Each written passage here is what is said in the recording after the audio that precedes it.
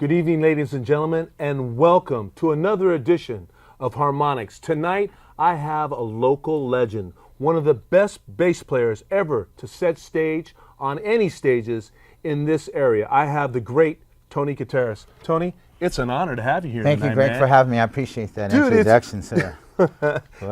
It's pretty awesome to have you here, Tony. You know, let's get right into this. You know, we have a little fun here tonight. Sure. And get going. What actually made you get into music? My mother and dad played music all the time since we were like 1 or 2 years old. Yeah, we had no choice, you know. But then again, when you hear the Beatles over and over and you see all the girls going for them, you know, that sounds like a good thing to do. The girls. The girls. So it was actually the girls. Girls and music. Yes. Kind of a very great combination because music brings the babes.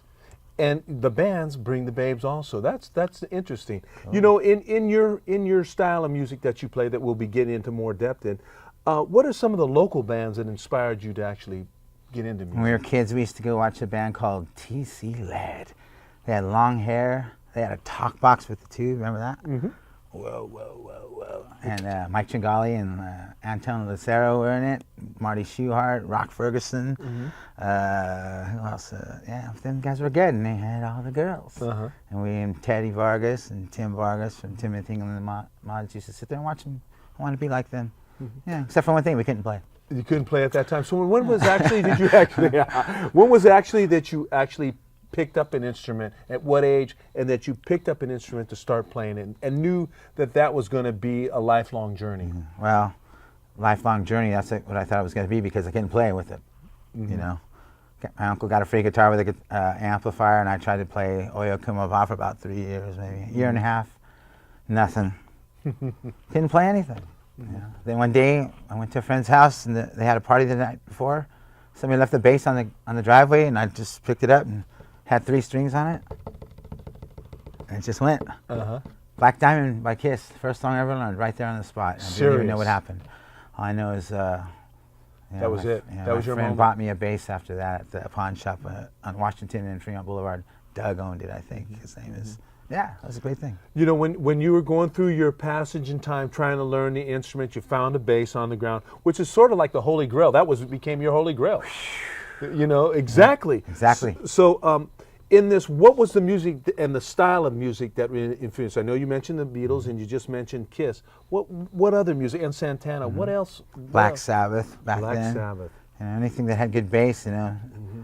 But Motown mostly because my mom and dad played all the records, you know, since we were kids, nonstop. Talking about Motown, give me a song that you liked in Motown.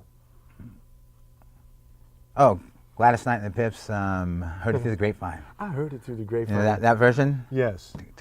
Yeah. Really and so you'd always hear it in your house. Still play it every day. Play it every day still. It's got good bass in it, you know, just good mm-hmm. bass. Anything Motown, mm-hmm. you know. You know, you've covered so much in your life. You've played at so many different venues from, Northern California, L.A., all over the place. Who is your favorite bass player, and why is he your favorite bass player of all time? John Entwistle from The Who. Why? Mm-hmm. Because he plays absolutely fantastic. And, you know, when bass players play like John Entwistle, you have to give the drummer a lot of credit, though, too. Mm-hmm. See, mm-hmm. just like when I played with a guy named Mark the Man Correa, mm-hmm. I don't play bass. Mm-hmm. I play what the drummer plays. Mm-hmm. Whatever the drummer plays, I'm back there trying to study what he does. We have his rolls. Mm-hmm. And then I just start playing notes to the rolls and how he plays because that's a teamwork thing. You know, our job is to be back there and be the rhythm section.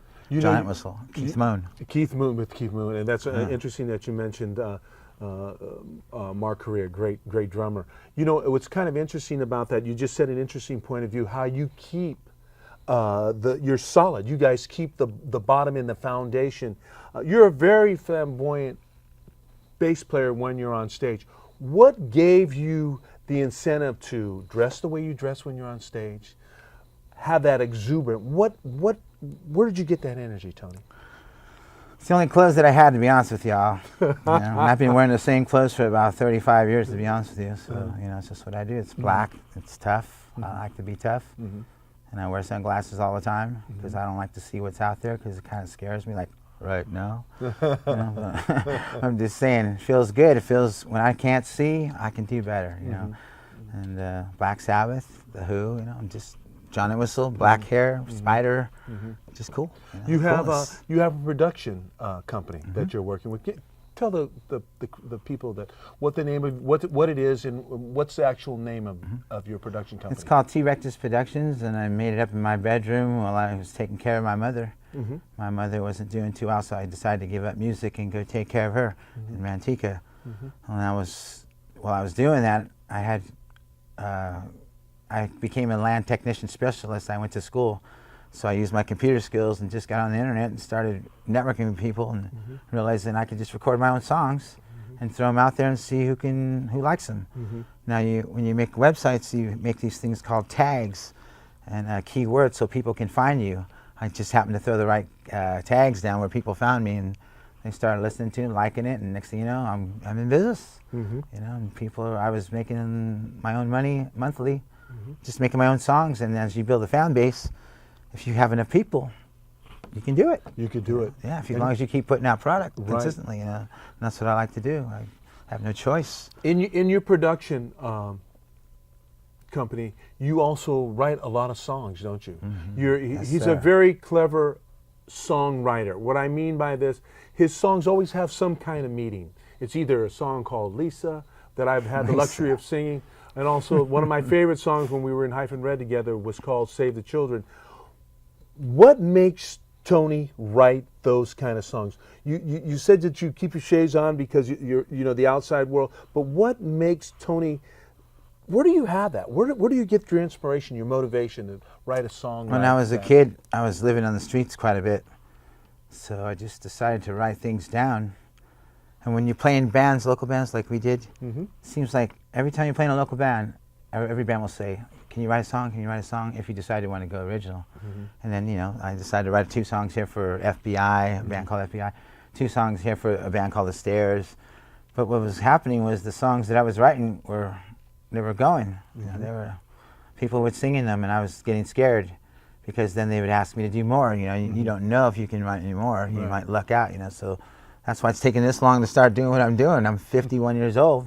I know I can do this now and all the time because I've been doing it forever, and I have to do this now. I write songs because I go through them. Save the Children was simply about American kids on the streets instead of people in Ethiopia and all that, Africa. I mean, I'm not saying I don't care about that, but nobody talks about American kids too often, and I just wanted them to know how I felt. And a lot of people would come up to me and say, did you really live that song? Yeah, man. Every song. There's a lyrical thing in Save the Children. At night he cries and day he dreams that someday he be dead and gone. That was, being able to sing that lyric with this gentleman playing bass behind me was an incredible lyric to me because it's a lyric that I've always remembered. That song in itself is an anthem to people who have hardships. And it's a very emotional tune, and it's kind of interesting that you said that how you lived that point, and how you captivated the essence of that. Yeah, because when you write a song, you should write it when you feel it. I mean, I've written a song when I was having a nervous breakdown one time, and they played it here, Chabot College. Excellent. It was an accident, but I was not feeling good those days, and I decided to write a song. Why? Because that's the same kind of advice I give to all the kids that I help. If something happens, get in there and write right now. Oh, I don't feel. No. Get in there and write. Even when someone's parents passes away, when my dad, he would want you to use the gift that came out of him. It is a gift. And if you write the songs when you're feeling them, then they're genuine. It comes through the heart, and you're over there. I'd be crying and tripping and writing, but like that song in my head is the title of the CD. I was having a nervous breakdown. I snapped out of it to set up the camera and start recording. And then a guy came over named Mike Bryson, who was working here as a disc jockey, came to pick up a song previously that I forgot all about. He was coming. That's how bad I was feeling. I'm getting on the radio today. I forgot. So I put the new song on the same CD. When he tested the CD, he liked the second song. I just finished it. And within 6 hours of me finishing the song, it was already on the radio. And I didn't have a nervous breakdown anymore. I felt great. I almost broke my back because I was in the bathtub and I tried to push record on the tape, but it was upside down. So while I was laughing on the ground naked. Okay, here we go. Now we got to say everything. Yeah, the song came out good, and that's the title of the CD, and that's how it really happened. You know, it's kind of interesting to see how you got ways to grab onto concepts of music. You also do in your production company, you also do music videos. Tell me about that. And how do you do it? Is it you, or I've watched a few of your videos. Tell me how you do that, how you set up. And everything I do is like on an accident, okay? I'm at work, and I had a song called Butcher I wrote about O.J. Simpson. And I was... Interesting number, interesting concept. Yeah, Butcher, I had a tape of every day of every court date, which was a year and something, except for 8 days I went on tour with a band called Testament in New York. And I didn't watch it then. But I decided to write a song about it, and I was going to put all the scenes from the murders and all that. And while I was doing the video, I couldn't do it because I felt like a hypocrite. Like blame, you know, tell the truth, do this, that. I put one scene of the bloody glove in there. But while I was at work, a guy that didn't like me too much, and I guess I didn't like him too much, I decided to ask him if he liked the song because I knew he would tell the truth, you know, and he liked it. And he's the one that said, let's make a video. I said, sure. He said he had the cameras. His name's Don Pape. We went down to Soundwave Studios in Oakland. Yes. And I hired Bob Coons, who's a great guitar player. He's in my band Alter the King, who we got signed with in 1995 on Rock the Nation's label. Went to Journey Studio and recorded our first CD. And then I got Mike Bryson, who was the disc jockey here. He played the drums. For $40, I tried to give them the royalties from the DVD, but they just wanted the cash. So we made the DVD, we shot it there, and Greg King just happened to walk by, which put him in the video. Testament, Chuck Billy just happened to be there with Eric Peterson, so they got in it. The video people met them, and they were all excited, and it turned out to be great, and I made a few $1,000s off it. Now, let me ask you this. Is there a way that people could still see that anywhere on your link? It would be on your website. All the time, yes. Okay. And the song again is Butcher.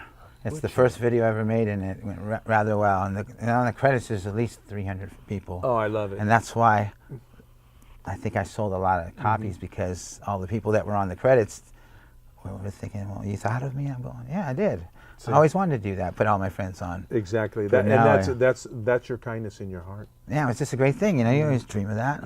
Sure. Always want to give the credits. Always want to give that. You know, you also promote shows and you scout talent. You were telling me before we walked into the television studio today, you were helping out some kids. Tell them that you always are kind of a very an emotional, but also a very person that's always has a big soul. Tony, tell me how do you interacting with children? What's the deal? I don't say it that way, but you know, having been on the streets, you know, I can feel them. You know, kids.